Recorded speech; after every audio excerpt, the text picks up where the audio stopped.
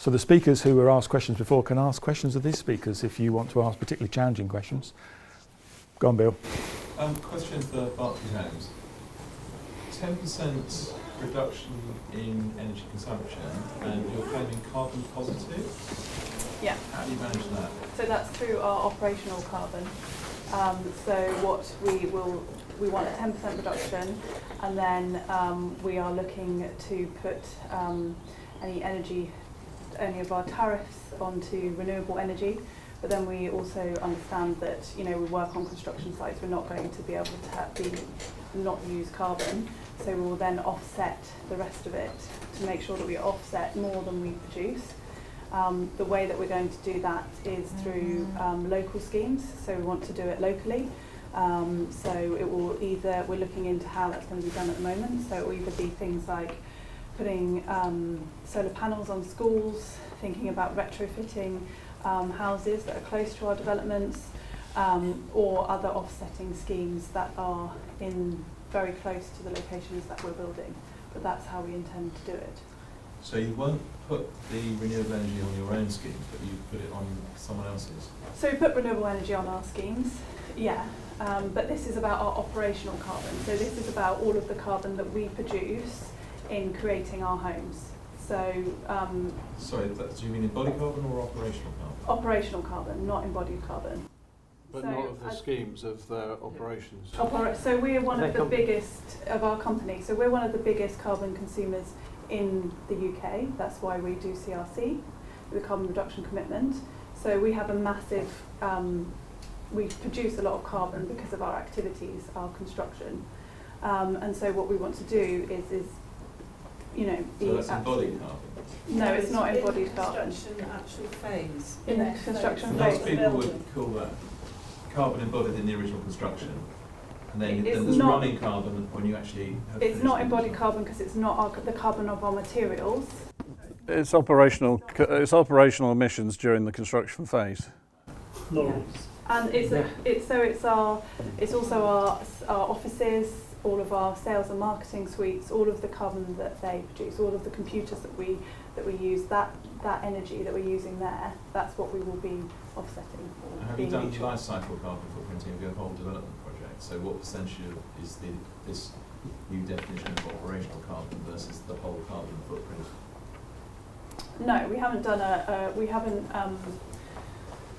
haven't looked at exactly how the whole carbon footprint of the whole embodied carbon through the whole supply chain. But we know that we're such a significant producer of carbon in the industry that we want to focus on getting it right first on our developments before we go to our supply chain and say, please can you reduce your carbon as well.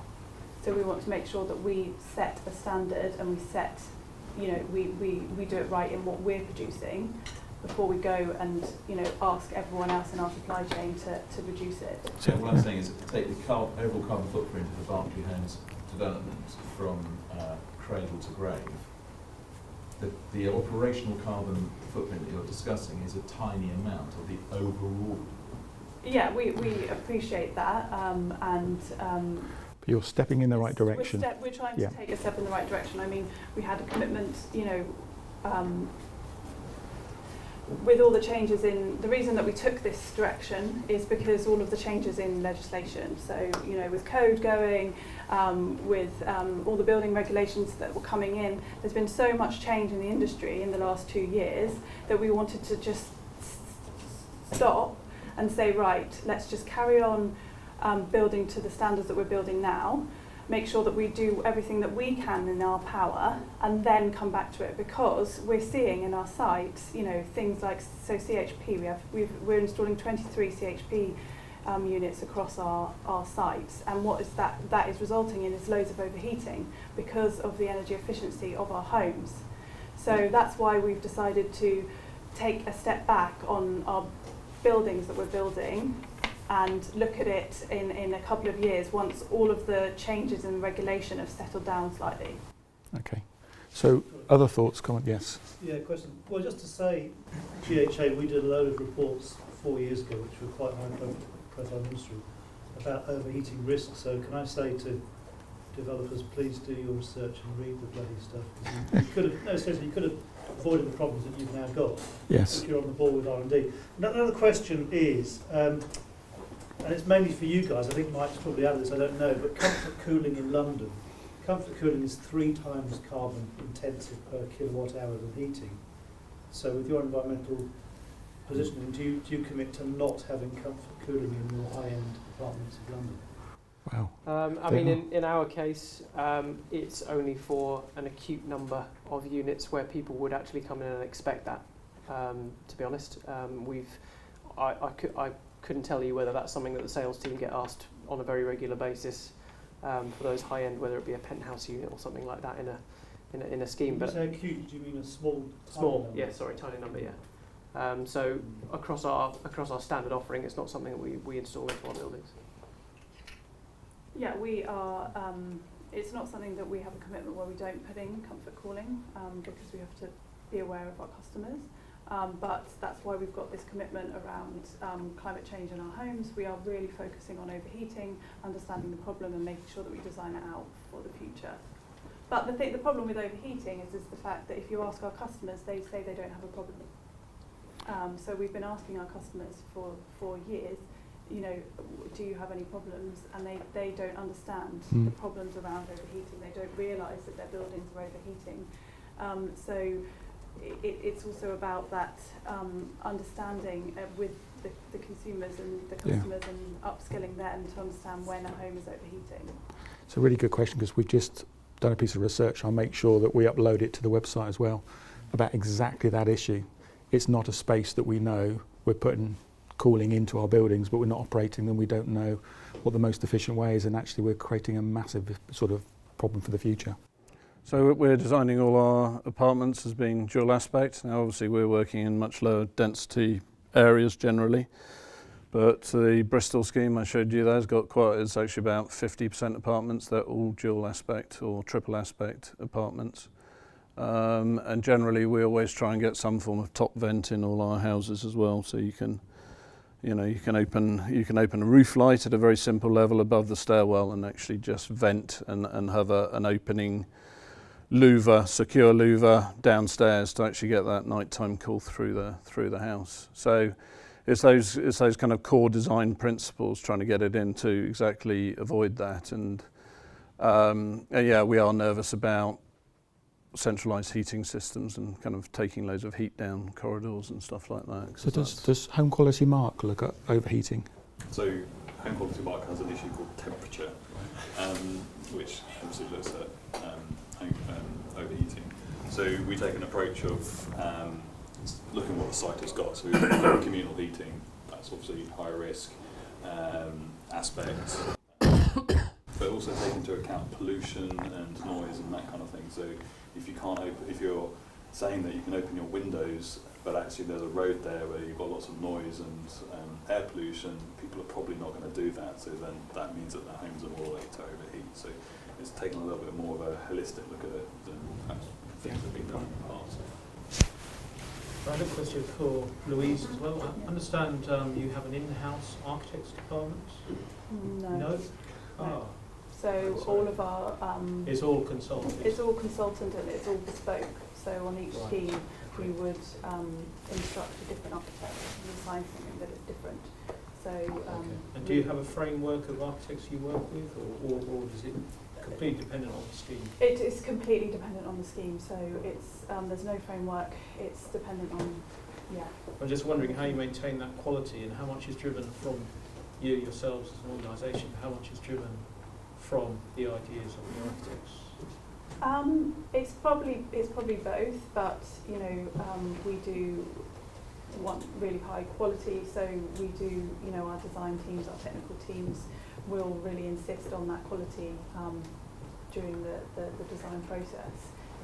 But obviously, you know, we look to the experts, the designers and the architects to provide that for us. Brilliant. Jane? That's probably a question for Lend-Lease.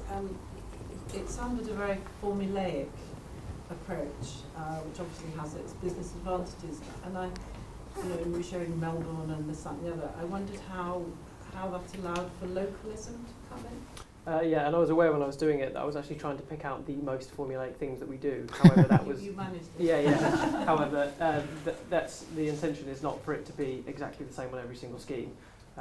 We ensure that the local conditions are taken into account. That whether it be a different architect, they're going to come with their own ideas.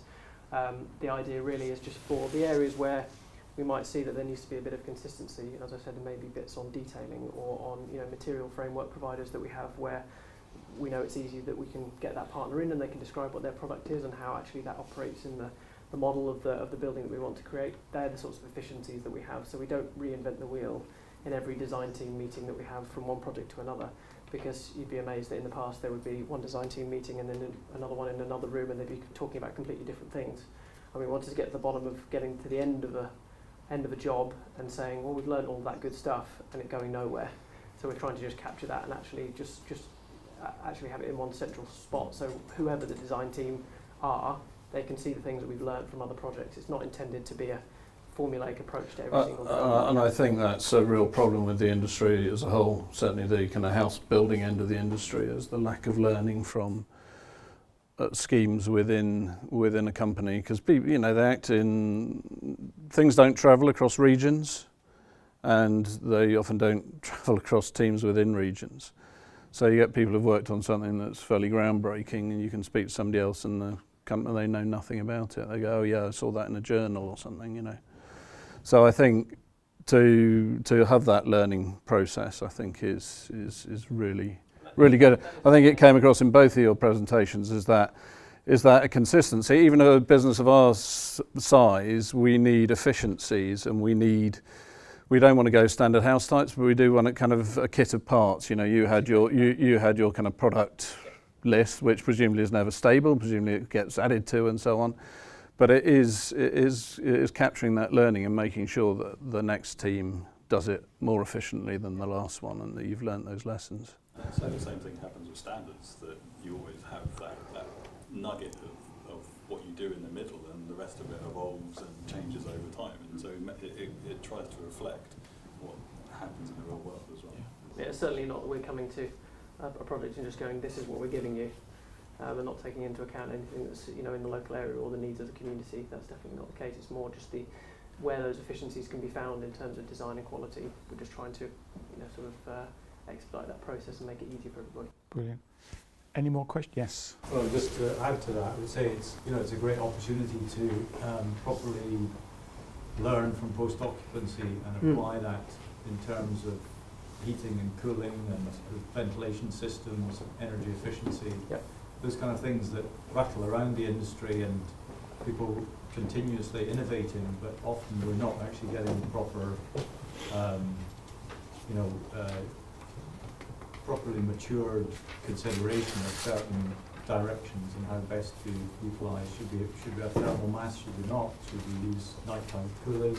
Yeah, I think post-occupancy generally is something which we've been doing it in a third-party way, obviously, as being delivering homes. That's something that people get asked all the time about standard things. But as I said, we're trying to dive into some of the particular either bits of technology or build techniques or whatever they might be in normal layperson terminology, so they understand what the hell we're asking them, but to try and understand actually whether that's stuff that they like, whether it works, whether it doesn't work, because actually that will inform our next versions of these sorts of designs and models, because if a customer doesn't like it or if it's not working, then we've got to change it rapidly and we've got to make sure that we help them to have the best solution in their home as well.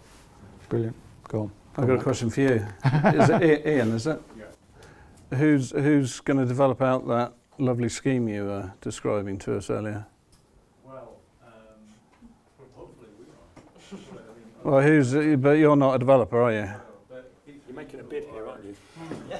Well, I'm interested, and B, it really worries me when I hear that, which I think was absolutely fantastic, but then somebody actually has to deliver it. And out in the world that I live in, that's where it goes. If you got the first bit right, it doesn't necessarily mean you get the next bit right. And so that's because I'm going to the other part of the scheme next Wednesday, getting shown around the other part, which is A2 Dominion, isn't it? So I'll let you know what I think of that, but you let me know how I can get involved in your bet. Excellent. Deal done. Deal done. Nothing else. We've broken the solution. I did meet with them about 4 years ago, actually. This man's he's going to affect the deal. Don't worry about it. They're having to attract more funding to it. Yeah. And it's the nature of that funding that is going to probably swing what way they go with it. Yeah. There are Brilliant. difficulties, those kind of people. Okay, I think we've come to that natural point at the end here. So can you thank these 4 great speakers, and hopefully...